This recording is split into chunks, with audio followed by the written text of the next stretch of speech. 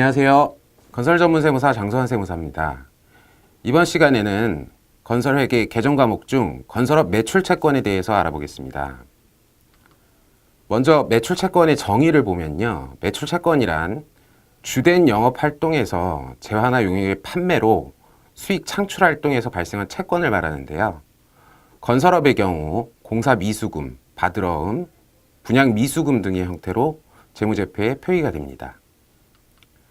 건설업 매출채권에 대한 기업진단 지침상 평정을 요약해서 먼저 살펴보겠습니다.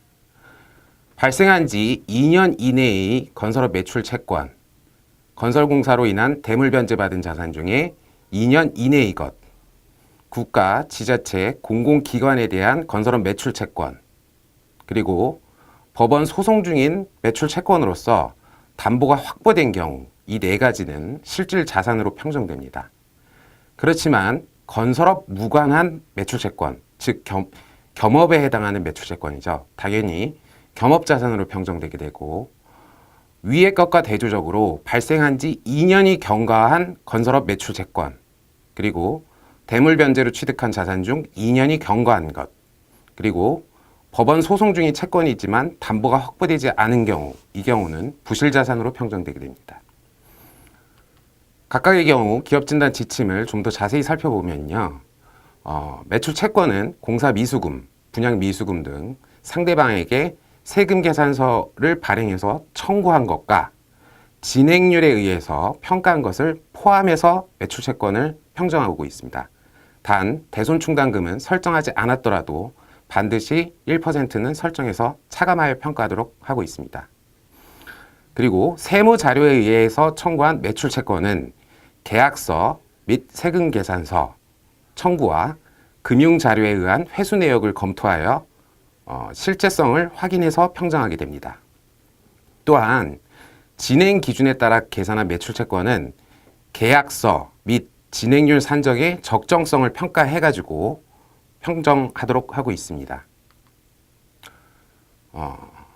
다음은 장기성 매출채권에 대해서 알아보겠는데요. 아까 말씀드렸듯이 발생한 지 2년이 경과한 매출채권은 부실자산으로 평정하도록 하고 있습니다. 단, 아래의 경우는 발생한 지 2년이 경과하였더라도 실질자산으로 평정받을 수 있는데요.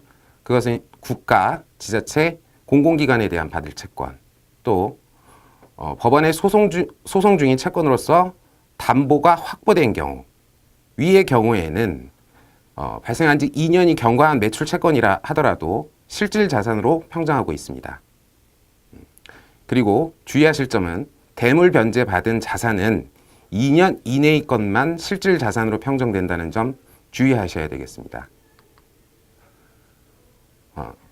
매출채권에서 고려해 볼 만한 요소는 진행률에 관한 부분인데요. 보통 기성금에 대해서는 세금계산서를 발행하고 매출채권을 인식하고 있습니다. 단 여기서 추가로 고려해 볼 부분은 진행률을 검토해서 추가로 인식할 수 있는 매출채권이 있는지 여부를 확인해서 결산에 반영하면 좋겠습니다. 또한 여기서 주의하실 부분은 진행률에 의해서 매출채권을 추가로 계상한 후에 세무조정 과정에서 입금 불산입하게 된다면 이것은 실질자산으로 인정되지 않기 때문에 세무조정 과정에서 입금 불산입하지 않도록 주의하셔야 되겠습니다. 또한 장기성 매출채권, 즉 발생한 지 2년이 경과한 매출채권이라 할지라도 결산 기준일, 즉 진단 기준일이죠. 진단 기준일 현재에는 2년이 경과해서 부실자산에 해당할지라도 진단하는 날, 즉 진단일 현재 실제로 회수가 된 경우에는 부실자산으로 보지 않고 실질자산으로 평정한다는 점도 역시 참고가 되실 겁니다.